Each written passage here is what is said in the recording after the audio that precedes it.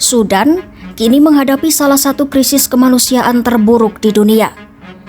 Sejak Perang Saudara pecah pada April 2023, lebih dari 12 juta warga terpaksa mengungsi, puluhan ribu orang tewas, dan ratusan ribu lainnya masih terjebak di tengah pertempuran. Kota Al-Fasher, ibu kota Darfur Utara, menjadi pusat tragedi terbaru. Kota itu kini dikuasai oleh pasukan paramiliter RSF setelah seminggu lalu berhasil merebutnya dari militer pemerintah Sudan.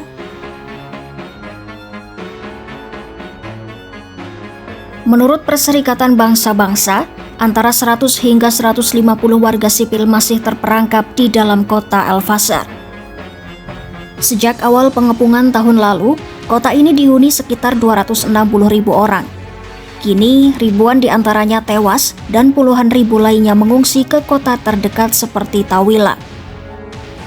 Citra satelit terbaru menunjukkan tanda-tanda pembunuhan massal.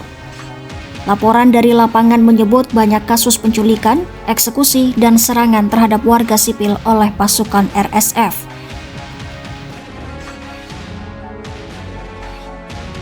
Banyak kisah pilu datang dari para korban yang selamat. Seorang ibu bernama Zahra bercerita, pasukan RSF menculik 2 anak laki-lakinya saat mereka mencoba melarikan diri.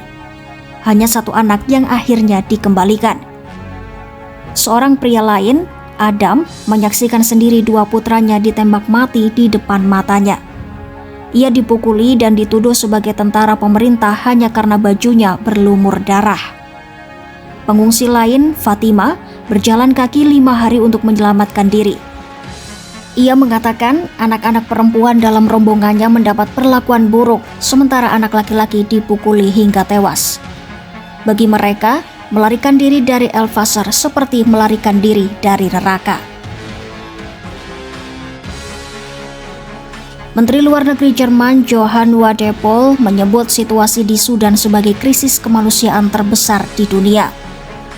Sementara Menteri Luar Negeri Inggris Yvette Cooper mengatakan apa yang terjadi di Sudan adalah krisis kemanusiaan terbesar abad ke-21 dengan pembunuhan dan kelaparan dijadikan alat teror. Peneliti dari Universitas Yale mengonfirmasi citra satelit memperlihatkan 31 lokasi yang diduga tempat eksekusi massal di Al-Fasher. Mereka menyebut hampir tidak ada pergerakan manusia di kota itu. Kemungkinan karena banyak yang tewas, bersembunyi, atau ditahan. Perang ini berawal dari perseteruan 2 kekuatan besar di Sudan. Militer yang dipimpin Jenderal Abdul Fattah al-Burhan dan pasukan paramiliter RSF yang dipimpin Hamdan Dagalo. Keduanya dulu pernah bekerja sama menggulingkan Presiden Omar al-Bashir pada tahun 2021. Namun setelah itu, mereka berebut kekuasaan dan akhirnya pecah perang besar pada 15 April 2023. Kini, setelah Al-Fasher jatuh, militer Sudan menyebut 5.000 orang dieksekusi RSF. RSF membantah tuduhan itu, mengeklaim korban hanyalah pejuang bersenjata. Konflik Sudan juga melibatkan banyak negara asing.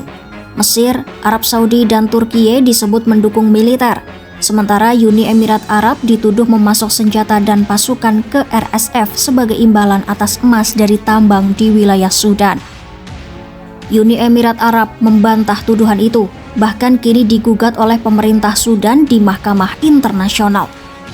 Namun banyak pengamat menilai, perang saudara ini bukan hanya perebutan kekuasaan, tetapi juga perebutan sumber daya, terutama emas. Hingga kini tidak ada tanda-tanda perdamaian. Anak-anak, perempuan, dan lansia menjadi korban paling besar, sementara perang terus menelan nyawa tanpa henti.